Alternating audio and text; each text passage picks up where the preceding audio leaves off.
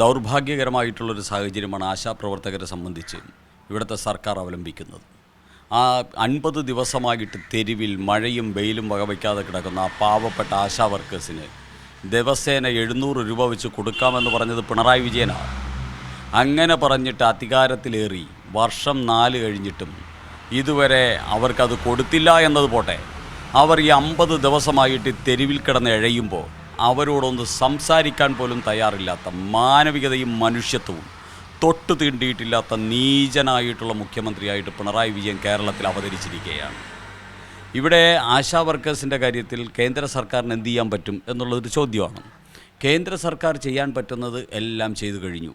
കേരളത്തിന് കൊടുക്കാനുള്ള എല്ലാ പൈസയും അതിനേക്കാൾ കൂടുതൽ കൊടുത്തു കഴിഞ്ഞു. മാർച്ച് 31-നുള്ളിൽ കൊടുക്കേണ്ടത് ഫെബ്രുവരി 20 തന്നെ കൊടുത്തു തീർത്തു.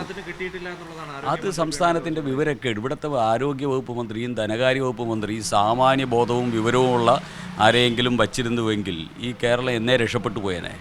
ഇതിനെ സംബന്ധിച്ച് യാതൊരു വിവരവുമില്ലാതെ ഇന്ത്യൻ പാർലമെൻറ്റിൽ വളരെ രേഖകൾ നിരത്തിക്കൊണ്ട് ഇന്ത്യയുടെ ആരോഗ്യവകുപ്പ് മന്ത്രി പറഞ്ഞു, ഇന്ത്യയുടെ ധനകാര്യ വകുപ്പ് മന്ത്രി പറഞ്ഞു. ഇനി ഇതിനപ്പുറം എന്താ വേണ്ടത്?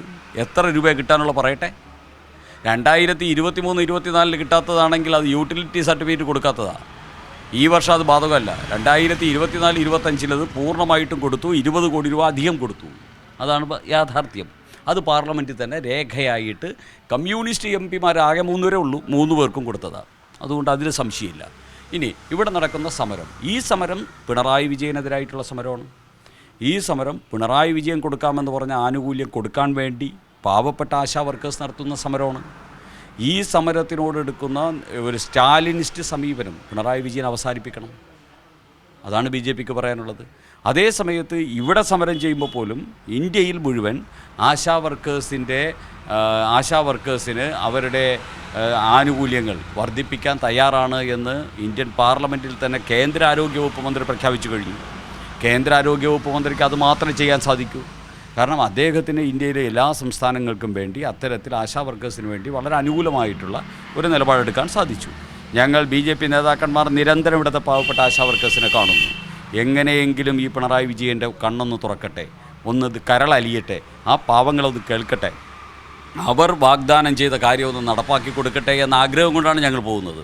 പക്ഷേ ദൗർഭാഗ്യകരം എന്നേ പറയാനുള്ളൂ. മുമ്പ് റാങ്ക് ലിസ്റ്റിലുള്ള യുവാക്കൾ മുട്ടിൽ ഈ സെക്രട്ടേറിയറ്റിൻ്റെ മുമ്പിൽ കിടന്ന് ഇഴഞ്ഞപ്പോഴും, അതോടൊപ്പം തന്നെ നമ്മുടെ ക്ഷേമ പെൻഷൻ കിട്ടേണ്ടവർ പിച്ചച്ചട്ടിയുമായിട്ട് കേരളത്തിൽ തെണ്ടി നടന്നപ്പോഴും കരളലിയാത്ത പിണറായി വിജയൻ ഈ ആശാ വർക്കേഴ്സിനോടും അതേ സമീപനമാണ് എടുക്കുന്നത് എന്നുള്ളത് ഈ കേരളത്തിലെ കമ്മ്യൂണിസ്റ്റ് മനോഭാവമുള്ളവർ നേരിടുന്ന മനോഭാവമുള്ളവരെ വേദനിപ്പിക്കുന്ന ഒരു ദുരന്തം കൂടിയാണ് എന്ന് പറയാതിരിക്കാൻ നിർവാഹമില്ല. ഏറ്റവും പുതിയ വാർത്തകളും വിശേഷങ്ങളും വിരൽ തുമ്പിലറിയാൻ സീ മലയാളം ന്യൂസ് എല്ലാ ഡിജിറ്റൽ പ്ലാറ്റ്ഫോമുകളിലും ലഭ്യം.